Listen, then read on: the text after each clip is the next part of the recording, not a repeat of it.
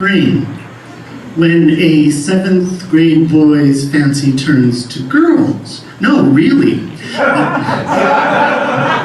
Her name was Barry, spelled B-A-R-R-I-E, with a little heart over the I.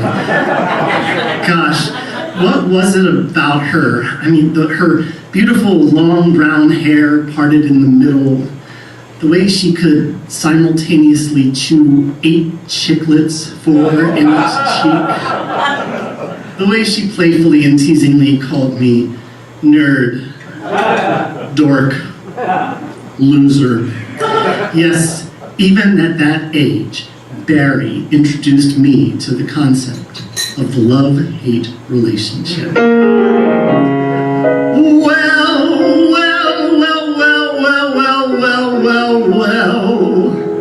Will wonders never cease? I didn't like her, I couldn't stand her. Couldn't stand her, I wouldn't have her. I didn't want her, but now I do, and I would, and I could, and I know.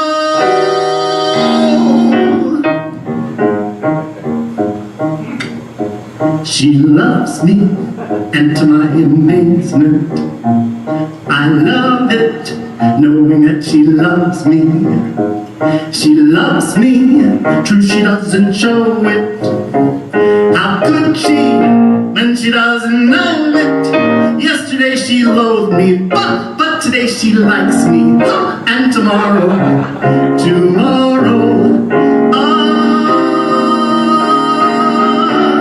my teeth ache from the urge to touch her. I'm speechless, for I mustn't tell her. It's wrong now, but it won't be long now until my love discovers that she and I are lovers. Imagine how surprised she's going to be. She loves me. She loves me. And I love him. Hello, everybody, and welcome to the latest edition of Richard Skipper Celebrates. Who or what are you celebrating today? I truly believe that we all have a lot to celebrate when and if we take the time to do so. I also believe that if you begin every day with a show tune, there would be no strife in the world. That, of course, is my dear friend Jerome Elliott out there in Palm Springs, knocking him dead. That, of course, was at the Plush Room, but he is going to be appearing at the Palm Springs Cultural Center this Sunday. And don't even think about trying to get tickets because he is sold out. Hello, Jerome, and welcome to the show. Hi, Richard. How are you? Oh, I'm doing great. First of all, how's your cat doing? My cat is fine, thank you. My cat had a little medical emergency yesterday. I had to take it to the vet today, but after a very huge vet bill and a lot of tests, he seems to be doing okay. So we're keeping our fingers crossed. I know all about it. I took my dog for a checkup day before yesterday, and it was $500 just for some blood. Yeah, it's like a mortgage payment, my gosh. But we love our babies. I would do anything for him. He's 16 and a half years old, my little Sherman, and whatever he needs, he gets. Well, you have a little Sherman, and my husband's last name is Sherman. How about that? How about that? So, Jerome, you have this show on Sunday, as I just mentioned, that is sold out. So, it is sold out. You know, I'm doing a show tomorrow night just at Maureen's Jazz Cellar in my own backyard. And I found out a week ago that it's sold out. Wonderful. And isn't it like such a weight to be lifted off your shoulders to know that now all I have to think about is the show? Yes.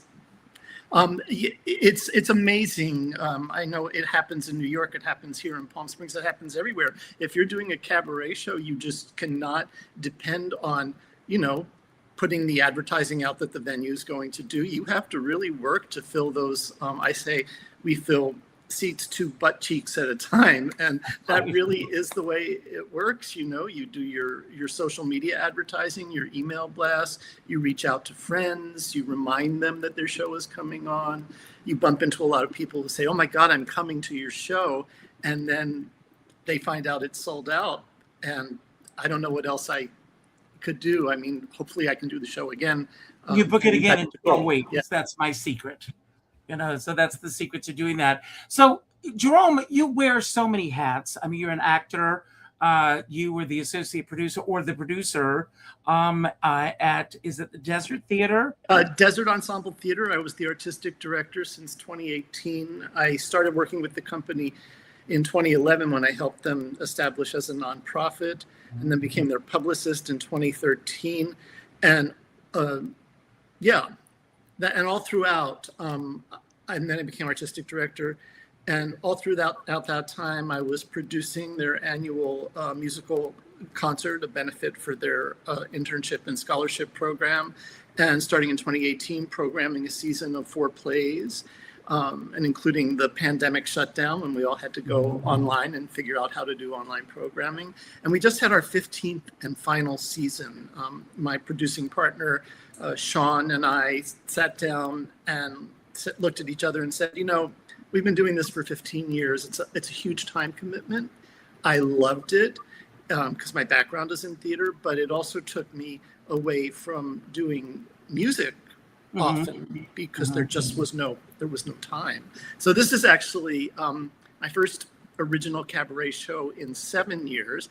The last one you just saw a clip from at the Purple Room, Michael Holmes' Purple Room in Palm Springs, which is a wonderful venue that gets loads of mega talent from all over the country. And I just noticed watching that video, and people who know the song will see that I made a lyric mistake in that video. And it's the first time I noticed that just watching it. Well, to me, there are no lyric mistakes as long as you're in the moment of what you're doing. Oh, yes, exactly. But, I want to be true to what the lyricist wrote. I like that as well. In that case, I said, I didn't want her, but it's actually, I didn't know her. And I remember 2008, Julie Wilson, Irv Rabel, and I, and Alex Ryback at the piano sitting in a room at the Yale Cabaret Conference. And I got a lyric wrong in Body and Soul. And Julie Wilson looked at me and she said, that is not the lyric. You must go back and learn that lyric correctly. So the lyrics do. Don't you love the fact that she was paying attention? Yes. Yes. She was really paying attention. So what is it about cabaret that you are attracted to? I love the intimacy of the art form. I feel like when I step onto a cabaret stage, and if it's the right venue and it's beautifully lit, there's just you and the piano, maybe a spotlight, a couple of different lighting effects, and sometimes you can see the audience, maybe the first row, sometimes you can see the whole room, but whatever, there's this dynamic, intimate connection between you and the audience. And it just frees me up to be very authentically myself. For some reason, when I watch a tape of myself on stage, I barely recognize who that person is because it's me, but it's the way I would like the world to see me at my very best. Something happens in that magic moment while I step onto the stage, and there's this transformation that takes place, and it happens every time. So I just love it. So, Jerome, you said it's been 7 years since you did your last cabaret show. What do you think has changed or evolved within yourself? What are the things that feel like walking and talking and breathing for you? And what are the areas where you feel it's been 7 years, I have to work a little harder in this area for the show? Well, I am 7 years older. This cabaret actually came about because I celebrated a birthday last month with a 0 at the end of it, a pretty big one. And so memory is the first thing. Am I going to have the bandwidth to keep, in this case, 18 songs in my head and all the connective tissue? Is it going to come naturally to me, or do I have to stop and think, okay, what comes next? I've been through that the past few weeks as I've been rehearsing, doing full runs. And thankfully, I'm working with Christopher Marlowe as my music director, who's just fantastic. I mean, If you're watching, Christopher, I love you very much. We miss you here in New York. And when I mention you, he says, "Tell Richard say hello." So hello, No, Richard. I appreciate that. I'm going to bring on our next guest, who also happens to be in Palm Springs. And as soon as she signed on today, I went, I know that room. Yes, you do. It's Jerry's room. It's Jerry's room, and I love Jerry, and I love you, and I'm so thrilled that you're here today. I miss you so much. I miss you too, honey. So what's happening with you? I mean, you're designing all this incredible jewelry. Thank you, Dawn. That's my main gig, and also working on getting my film made, as you know. So that's the main thing. And by the way, Jerome, I tried to get tickets. I wasn't able to. You sold out, baby. I did, and I saw you last Sunday. You came to our final performance. Yes, it was so great. It was so great, honey. I loved it. They were wonderful, weren't they? Yeah, they were fantastic. Yeah. So, Alexis, I want to ask you, have you always lived in Palm Springs? If yes, what is that experience like growing up there? And if not, how did you end up in Palm Springs? Oh, my God. This is my second round in Palm Springs. I lived here with Joi years ago. Mm-hmm. We had a home here. And then after she died, I went back to LA, and then I went to Scottsdale. And I was there for a very long time. And then I missed Palm Springs. So I came back in 2010. I mean, being on the arm of Jerry, or should I say Jerry being on your arm, I mean, he is a social butterfly. He is something else. He is wonderful. I mean, it's so great to have such a wonderful friend. And we're 2 kids. We have a really good time together. So it's exciting. So tell us a little bit about the jewelry that you're designing now, how you got started with the jewelry, and and how people can find you because your jewelry is just out of this world. That's one of your pieces you're wearing. Yes, it is. This is Betty Boop. I don't know if you can see it. That's Betty Boop. Yes. Yeah, there's Betty. Yeah, I love doing theme stuff. Yeah, I started, years ago. I started off, I paint, and that's my main artistic thing. And then one day I was in Rancho Mirage, and I saw this bead store. So I thought, well, that's kind of a trip. Let me check that out. So I went there, and I was fascinated with all these pretty little things, and I thought, oh my God, that's so cool. And I took a class, and that's how it began. And then I keep evolving and going outside my comfort zone and just trying new things. And I love doing theme stuff. In fact, do you know Carol Connors, the songwriter? Absolutely. Yeah, Carol has one of my necklaces. It's Elvis, and she wore it to all the big film festivals. Because she has a documentary out there, and it's exciting to see people wear my jewelry. It's a major friggin' turn on. So what is your process when you're creating something like your Betty Boop necklace? Obviously, you could go so far with it, but when it's time to say it's done. Yeah, I'm lucky. It's amazing, Richard. I'll work on a piece, and if it doesn't seem right, I'll tear it apart and I'll redo it or whatever until I'm happy. And luckily, I'm able to figure it out. I'm very fortunate in that direction. And do people commission you to come up with something? A lot of times, yes. Someone, and I love doing stuff like memorabilia things. Mm-hmm. Like there's this drawer that people throw things in from their mother, their sister, their whatever, like one earring or a necklace or something that they'll never use, but they don't have the heart to give it away or dump it. So I love taking those things and making a necklace out of it for that person. Wow. I've got a whole idea. I mean, I've got so much fun in my head right now. What a great idea that, fun. We all have I can speak for myself, maybe you, Jerome, as well, but I have those drawers in my house. Sure. With so many things in it, and I go, well, I don't want to get rid of this. I don't want to get rid No, of that. And no. what a great idea for a gift to give Oh, someone. it's so great. Yeah, I have people that order things for friends or relatives or whatever, and then they'll send me a photo of their dog or their kids or their grandkids, and I'll have them made into pendants, and then I'll make it all the things that are dear to that person. So it's so personalized, and people seem to love it. So I'm thrilled. Well, Alexis, I know that you've been on the show several times. You've been on Yes. solo, and you've been on in our group shows. And for those who don't know, you were involved with, for the last few years of her life with Joi Lansing. Yes. I remember Joi Lansing. My introduction to her was from the Beverly Hillbillies. Right.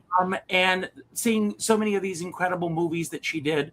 She was one of those actresses who was constantly working. And you're currently working on a documentary. Actually, we're working on a feature. Now, is this going to be a feature about her life? It's about our life. It's based on my book. It's about our life together. But will it be a documentary type of a film, or No, not really.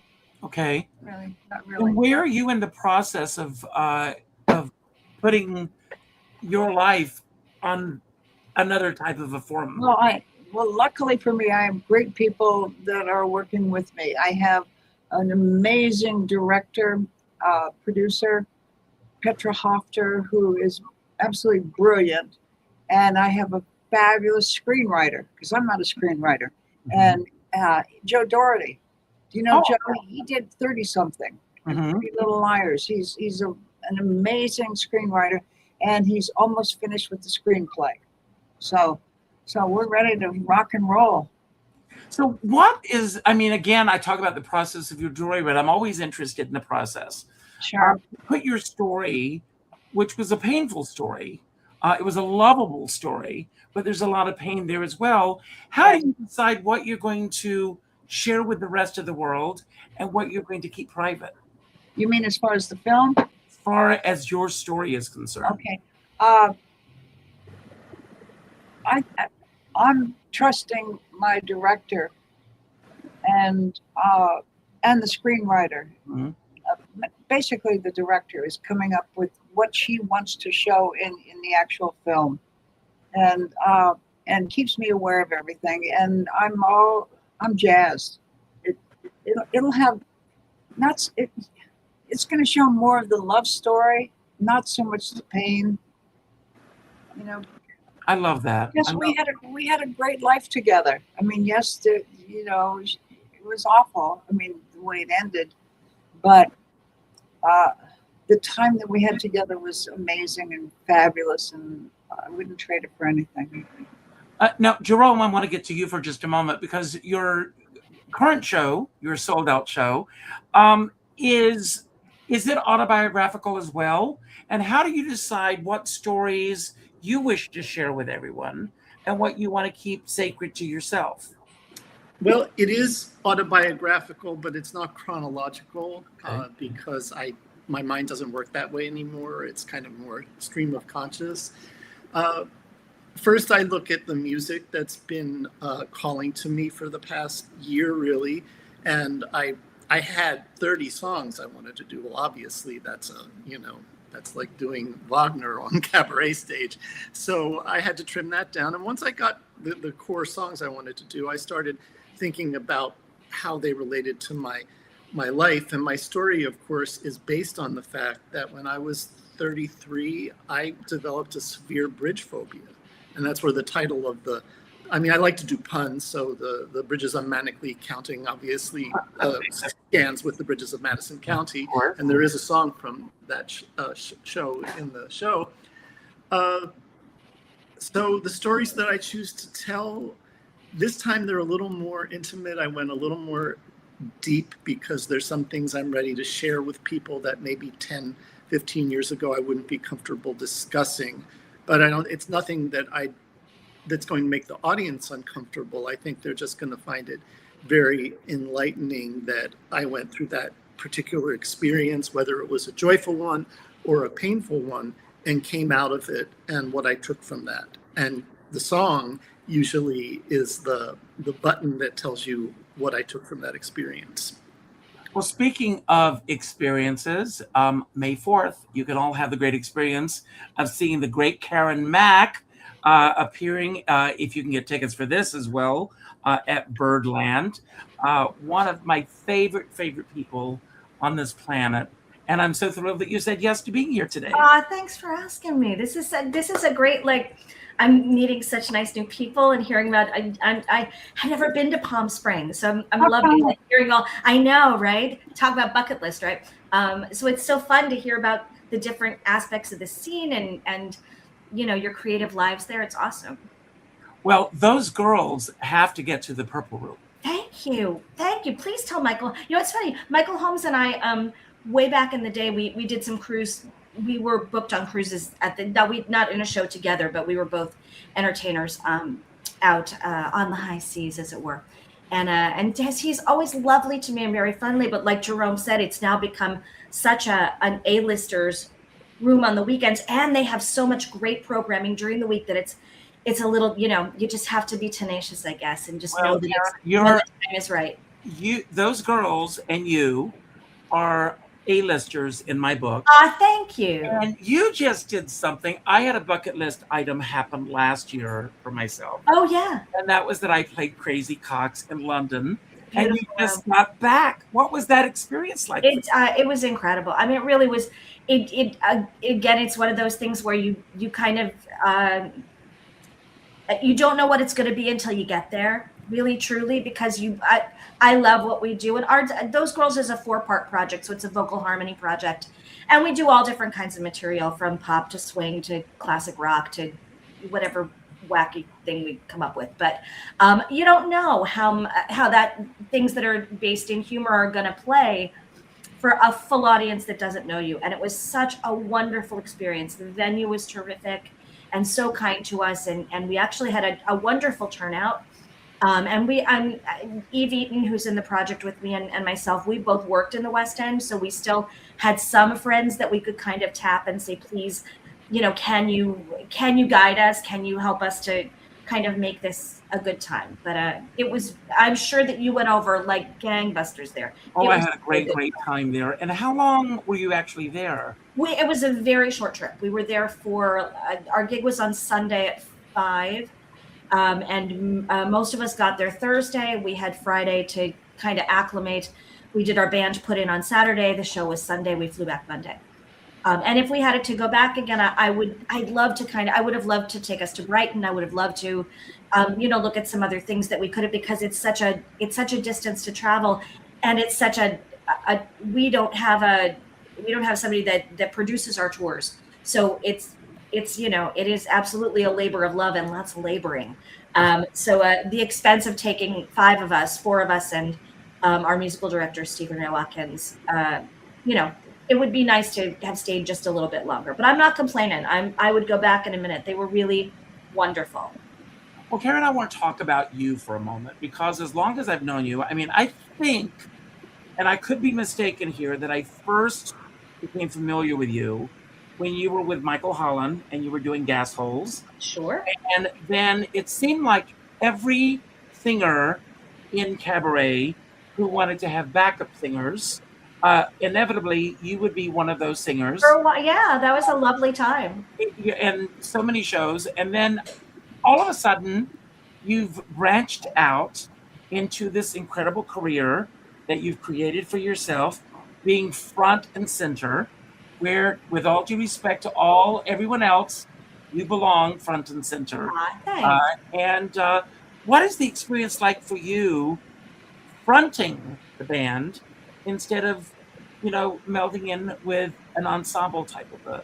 Well, it is a great question. I like all of the different things that I do. I'm a developmental producer. I've had a wonderful career in vocal harmony that I hope will continue for many, many years. And it really was, but I started doing solo work and but I've always loved collaboration. So it always seems like even when, the hardest thing in the beginning, because I came out of ensemble projects and then I really wanted to write more and I wanted to arrange more and I wanted a little bit more freedom. When you're on those kinds of projects, things tend to be very arranged because that's kind of what the gig is. And so I wanted things that just had a little bit more free fall to them.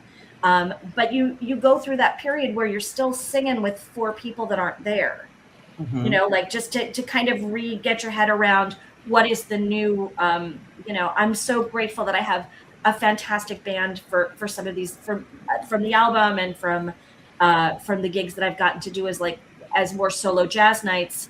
So I still feel very supported.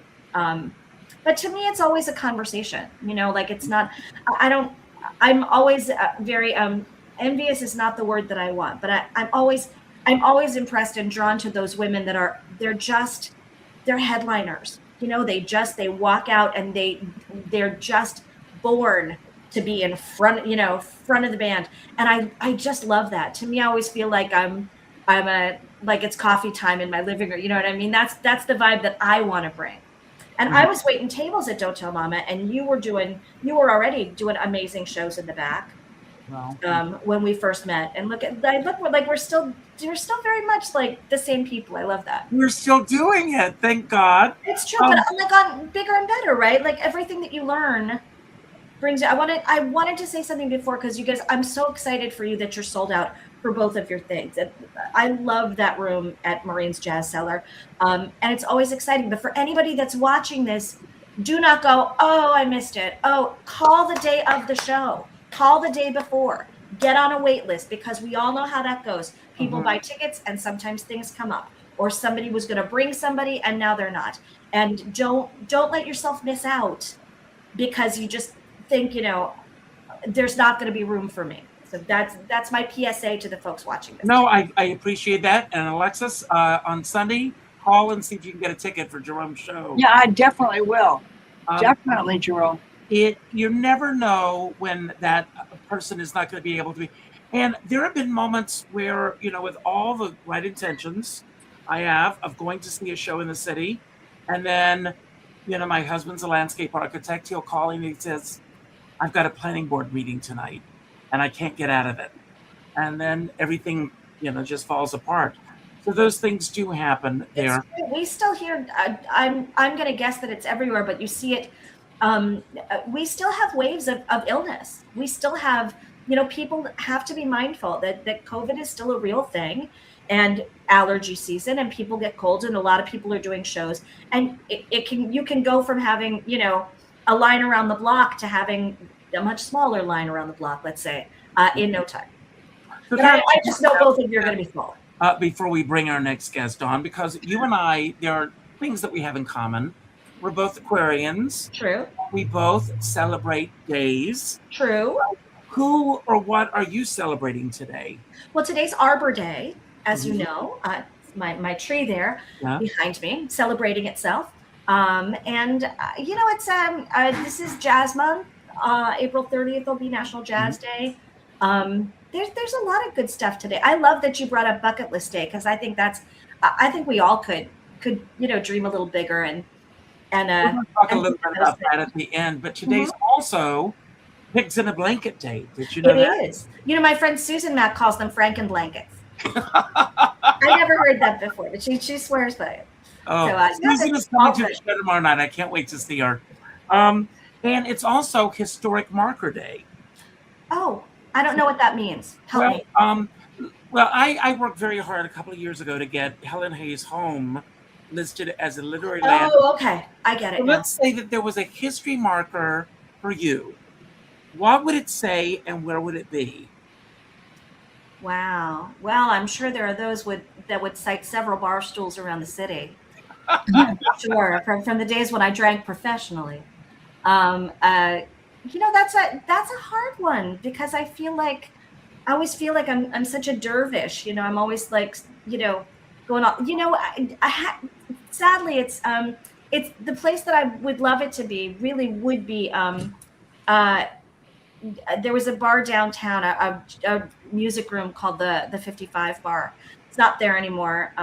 We lost it right after COVID. It was a real estate kind of thing, and as so many wonderful rooms. But and you know, I spent almost every weekend there. Like, it was just an easy place to like go and hear new music, and I kind of perch in the back, and so I feel like if there was going to be, you know, something that maybe there would be a little sign that said, you know, Karen Mack, she made the most of her time here, because I really feel like that venue and the musicians that played there over so many years really was a huge jazz education for me, and also tenacity, you know, like sticking with it, and some nights busy and some nights not busy, and you know, so I guess that would be it. That way. Well, speaking of historic markers, I am so excited to bring on our next guest. For those of you who know me, I spent 20 years performing all over the world, essentially, as Carol Channing. But Heather is now doing this, celebrating Hedy Lamarr. Take a look, and we'll see her on the other side.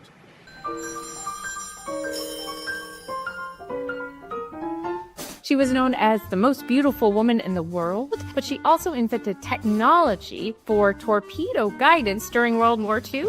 You know, I developed that to help defeat Hitler. Her invention of frequency hopping spread spectrum technology is used now in so many of our wireless systems. In this show, it's the audience who has summoned Hedy from the beyond to explain just how it is that someone so unexpected was able to create technology that we use every day. You learn so much, and she does all these characters. You don't have to be a Hedy Lamarr fan or know much about her to appreciate the show. People need to hear the story. It will give you greater appreciation for your mobile phone and the technology behind it. I'd say it's about time. That's what we thought too, Miss Lamarr.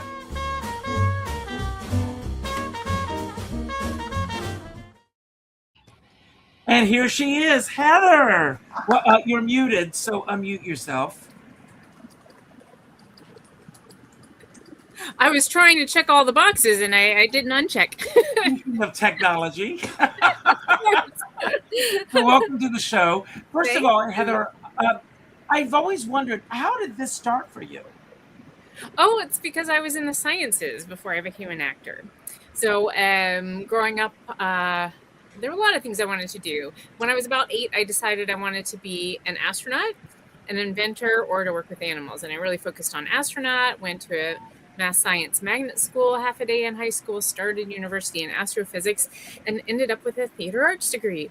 So, so after many years of working as a professional actor, I decided that I wanted to bring science back into my life, and I found Hedy Lamarr. And I also wanted something that I could take around the world, and the most portable kind of show is a solo show. So, solo show on a woman in science, and then came Hedy Lamarr, and I was developing the show through festivals, and I thought, what better topic than so many different interest groups and demographics would be interested in her show, and that's proven to be true. I mean, I've been to 26 countries over the last 9.5 years, and I usually say around 6th grade, like middle school years, up through, actually I've even done memory care unit performances in retirement communities. And coming up in July, I'll be going to Lake Jackson, Texas, and doing a family series that's geared toward like the younger kids. So that's going to be fun. So Heather, is it an easy show to sell? I mean, obviously she's got this phenomenal career. Mm-hmm. But let's face it, we live in a world where people can't, things are changing so fast that people don't remember what happened yesterday, right? Let alone years ago. Yeah. What is the biggest obstacle that you find that you are currently facing when it comes to booking the show? I don't know. I got so many invitations for foreign festivals last year. I went to 9 countries, including here, so 8 other countries, and that's just not happening as much right now. And I'm not sure why. I don't know if it's political or just a lull. But there's a festival in Turkey, and I met the festival director at another festival, And he's like, yeah, you can apply for a festival, but people don't know about Hedy Lamarr. And I'm like, neither did like 25 of the countries that I've been to. So I think, so that is sometimes a challenge. Usually I get people on board with the message of the show. So I guess I haven't explained why Hedy Lamarr in science doesn't Well, make any sense. I have a suggestion for you, and perhaps you've already done this, but Ann Tallman, who has a show celebrating Elizabeth Taylor, has been going to theaters. Like she's going to be performing at the Barrymore. Barrymore. Yeah, I didn't write it on my calendar. You just reminded me that I need to go see her show there. And have you reached out to the theaters about showing Hedy's films? And then I've actually performed my show there already, and I'm hoping to go back sometime. Yeah, I performed a couple years ago, like in their first year that they were really open, because they were going to open right around COVID time, so it took, that was delayed. So yeah, they're perfect, Barrymore Film Center, because of Hedy Lamarr and her history as a Hollywood film star and the most beautiful woman in the world. But as I was alluding to, the reason I celebrate her as a woman of science is because during World War II, she invented technology for torpedo guidance. And her technology is in cell phones, Wi-Fi, GPS, Bluetooth, all of these. She's essentially the mother of Wi-Fi. And so she's an unexpected genius, and that's why I celebrate her and why I chose her. And we're kindred spirits because we're both performers who love science. How long has it been since your first performance of this show? It was in November of 2016. Wow. November 9th, 2016. So it would have been Hedy Lamarr's 102nd birthday if she were alive. So I've been performing for about 9.5 years. Now, the premise of the evening is that the audience has brought you in. Explain how that works and how you came up with that concept. That the audience has summoned Hedy. Somebody said in a show you're supposed to figure out what question you're answering. I'm like, I'm answering the audience's question. Mm-hmm. How did someone so unexpected to create this technology that we're using every day, and how we're talking right now? Mm-hmm. So yeah, she discovers that it's the audience who has brought her here. That's wonderful. Yeah. So I start the show with a silent film with Hedy's story mixed with the story of Algiers, where the clips were pulled from, and then I'm sort of behind a scrim and saying lines from her films. So it's sort of Hedy in the beyond, remembering her films. And then the phone rings, and she's brought to the stage, and it's the Electronic Frontier Foundation giving her her first recognition 55 years after the patent. Now, do you have a favorite Hedy Lamarr film? And if so, why? Oh my goodness. I like her performance in H.M. Pullum Esquire. Mm-hmm. It's not one that I choose when I do Hedy Lamarr film screenings, because it's a very slow moving film, but I like that she gets to be kind of plucky and have spunk, because most of her characters are kind of, the other woman, femme fatale, kind of less dimensional characters. So that's my favorite, although I usually choose Samson and Delilah for film screenings. Her film Ecstasy is quite good. They're her infamous film. Mm-hmm. They're just some charming ones, like Come Live With Me with Jimmy Stewart. She was in My Favorite Spy with Bob Hope. Yeah. An amazing filmography. I love her in Ziegfeld Girl. Good. Yes, coming down those stairs. She's just so stunning. Yeah. Well, I think, that really became Lana Turner's film. Mm-hmm. Really became her film. And, so Hedy's character isn't so multidimensional. She does a great job with it. She does a great job. But Hedy never became the typical movie star. No, she had first started acting in Europe. She was from Vienna, and Ecstasy was filmed in Prague, and she acted in Berlin, and so it was a different pace. Hollywood filmmaking was just exhausting, and she's like, "Oh, you need time to rest." So hang tight for a few moments. I want to bring on our next guest. Okay, great. Back in December, MAC, which is the Manhattan Association of Cabarets, they had a Christmas party, and they reached out to me. Christopher Lowe reached out to me, and he asked me if I had anything that I could raffle off. So I raffled off an appearance in my last cabaret show, an appearance on this show, and that I would help get the word out about his show. And I am so thrilled that Bennett Silverstein won the contest.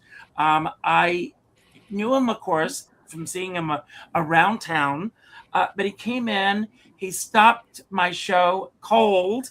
He was wonderful. And this Sunday, he's going to be at Don't Tell Mama with the show Irving Berlin, American Immigrant. Bennett, welcome to the show. Finally, you are here. Hello, Richard, and thank you for having me today. I'm so glad you're here. So, Bennett, you have there's so many shows about Irving Berlin.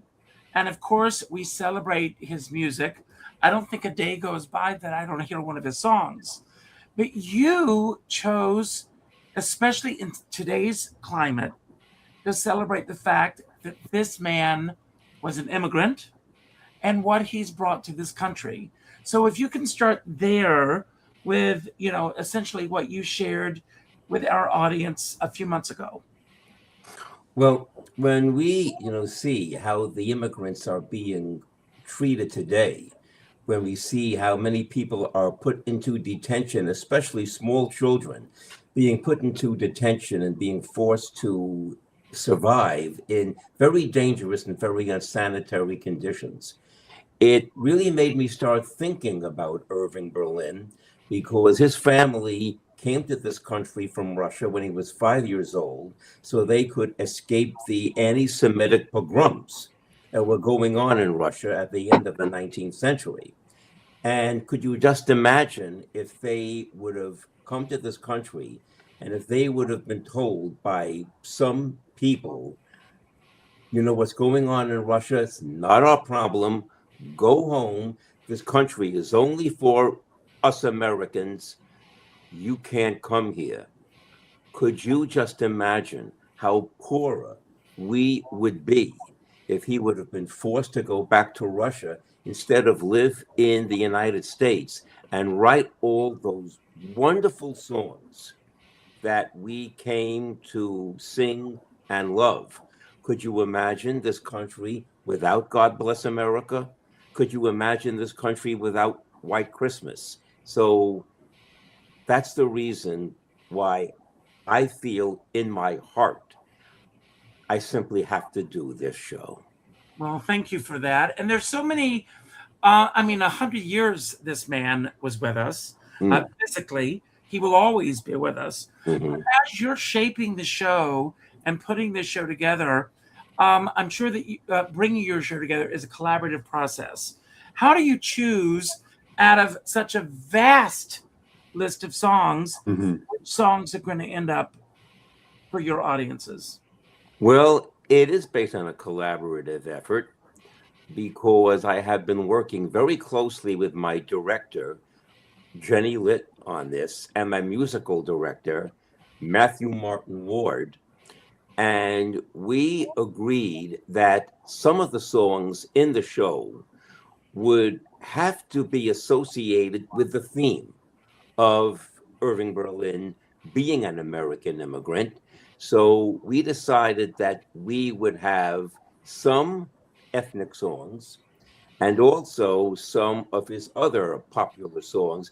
We tried to get a mix. We didn't want to sing too many songs that everyone knows. And it turned out that Jenny introduced me to songs written by Irving Berlin that I had never even heard of. songs that I didn't even know that he wrote. So I had to learn these new songs. No, it's really a collaborative process when you put the show together. And throughout this entire process, Jenny and my musical director, Matthew Martin Ward, have been absolutely wonderful to work with. We are very comfortable with the list of songs, and we so look forward to doing this show on Sunday. I love hearing all of that. So you've had a very interesting path before you came into the world of cabaret. What you did before that? Well, I'm a retired lawyer, and I was in the workers' compensation business for 37 years. And it turned out, while I was working as a lawyer, I also started singing, because I started singing in a group called Christopher Cabaret, named for its founder, Barbara Christopher, who is an amazing vocal coach. I was a member of her group for 10 years before I started branching out doing my own shows. But also at the Workers' Compensation Board, I would do shows, and I would invite many of the other attorneys to come to the shows. So I became known as the singing lawyer at the Workers' Compensation Board. Yeah. Which of those hats do you think you wear more comfortably? The attorney hat. I said, which of those hats do you think you feel more that you wear more comfortably? The attorney's cap or the singing cap? Well, now it's the singing pass, because I'm retired now, and I really want to devote my life to singing, because it's really now the love of my life. Because in fact, when I first started going to open mics and I was meeting members of MAC for the very first time, there was a wonderful, wonderful lady in the world of MAC that I know you know and everybody else knows, a wonderful woman by the name of Barbara Malley. Ah, yes. Yeah. And Barbara once said to me, she said, I have never seen anyone look so happy singing on a stage than you do. You really enjoy it up there. And it's really true, because singing, I think it is a wonderful form of expression. And singing, also in the past would help me get over moments of depression, because sometimes whenever I would feel depressed, I would think of a song that mirrored how I felt, and I would just sing the song, and I would start feeling better, because you could lose everything that you ever had, and if that ever happens to you, sing, because the minute you start singing, it's as if you never lost anything. Wow. Well, it's true. I mean, there are endorphins that the body creates when we create and when we sing. But how did you actually discover the world of cabaret?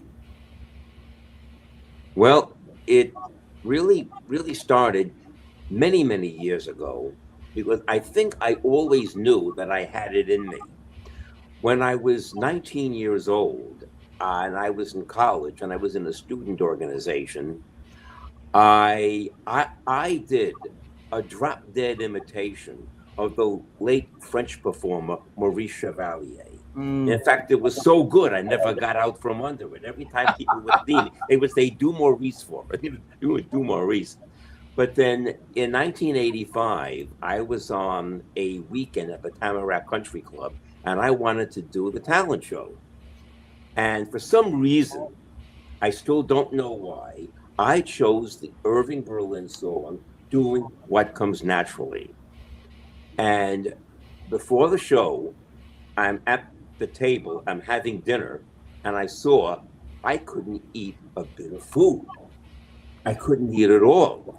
And I remembered something that the late actress Betty Davis once said on the Mike Douglas show: if you don't get nervous, forget it. You've got to get nervous or else you can't do it right. So when I saw that I couldn't eat, I was nervous. I was thinking, hey, maybe I'll be good tonight. And it turned out I was so good they didn't want me to leave the stage. When I got Love that. backstage after the song, I'm hearing screams of encore all over the place. So that's when I knew that singing, performing on the stage, that's when I knew it was for me. But Wow. naturally, I had to get the bar exam out of the way, first. I wasn't even in law school yet when that happened. And it turned out, years after years. And then I had a friend who was also a singer, a wonderful woman by the name of Gloria Waldman. Oh, I know Gloria very well. Yeah. And because both Gloria and I were members of the same student organization, and a chance meeting between us at the City College Alumni Association dinner in 2003, she put me back on her mailing list. She invited me to hear her come sing in Christopher Cabaret. And the night I went there, I said to her, I've always wanted to do that myself. And Gloria just picked up on it. And she said, well, look, I'll talk to Barbara. I'll try to get you an audition. And turned out I went to the studio. Barbara liked what she heard. I sang these Rodgers and Hart song, The Lady is a Tramp. And that was back in the fall of 2004. And I did my very first show in Christopher Cabaret. The following year, I did 3 songs by Rodgers and Hart that night. And I've been singing ever since. And believe me, Richard, I love it. I love singing, and I love all the friends that I've made, whether in the Mac Association or the American Songbook Association or the Mabel Mercer Foundation. I mean, it's really been wonderful. And as I sang in my last show, the finale, as Judy Garland sang, I could go on singing. Well, Bennett, I'm going to say something. The cabaret world is much better because you're in it. So thank you. Thank you for being here. That's So we've got a few minutes, and I want to go around because today is Bucket List Day, and I want to ask each of you to think of a bucket list item that you would love to accomplish when it comes to your work. I mean, all of us can talk about going to Palm Springs or going to Paris or something, but I want it to be specific about your work. And I'm going to start with you, Alexis. A bucket list item that you have when it comes to the work that you're putting out into the world. Oh my God, yes. Well, my bucket list item number 1 is getting our film made. And I think the timing is very good. And it's important because it's important for people to know that love is universal. It's with men, with women, with whatever makes you happy. And I think that it might help. I hope so. I agree with you. Thank you. Thanks. Karen, same question. I would really, really love to make another album, and I'd love it to be a project that gets produced by that someone would step forward that wants to support it and help it to have a wider reach. Okay. Any producers out there? Mention. I'm easy to work with. I'm very dependable, and I make cookies. That's right, and she makes great cookies. Heather. Well, two things. One is that because I say I perform around the world, so I've been to 5 continents. I want to perform in all 7. I did even apply for a project in Antarctica, and I will apply again. So, and then I had never really thought of it this way, bucket list items for your life. But my next subject is on Sally Ride, astronaut Sally Ride, and I'd sort of thought of didn't really leave it behind wanting to be an astronaut, but the ability to do that. I would love to go to space. And I didn't think it would come in my lifetime Can you that imagine non-astronauts could show up go, on but phone? maybe. So yeah, there we go. Put it out to the universe. Put it out there. I love that. Bennett, same question. Okay. Well, this is something that I've been putting off, but I would like to write a play about someone that I knew many, many years ago, someone that I was very much in love with, and it's someone that I lost to AIDS. You see, every time I do a show, and the Irving Berlin show is not going to be any different. Every time I do a show, there's always one song in that show that I sing to this man. And I know he's watching me, I know he's looking down, and I know he's listening. But I tell some people the whole story about my experience having known this man, and they really think it would make a dynamite idea for a play. And that is something that I would like to do. I love that. And someone's agreeing with you. Jerome, same question. For me, I also want to make a recording. I've never been in the recording studio, and I think I would find that fascinating. And I'd like the ability to be able to do cabaret as more of a regular practice than a every so often, like a weekly salon or something like that, so that I could just keep it going, because it's few and far between at this point. That's great. Well, my bucket list items are going to scroll on the bottom of your screen, so you can see what my items are. I want to thank each and every one of you for being here today. And I'm going to give each of you a chance to have your final word today. It could be about anything we spoke about that you want to build upon, anything that we didn't talk about that you wish we had, or just any final message that you want to leave everyone with today. When I finish, I will pick one of you. And when that person finishes, you'll pick the next person, and so on and so on. And when the last person says goodbye, I will end the show. So you don't have to worry about how do I get out of here. But I want to thank everyone who took the time to be here for this hour. You can watch it now or later, and we don't take it lightly. So if you did indeed like this show, please leave a comment on YouTube. Hit the share button. I want all of you to do the same thing. Hit the share button, hit the like button if you did indeed like it.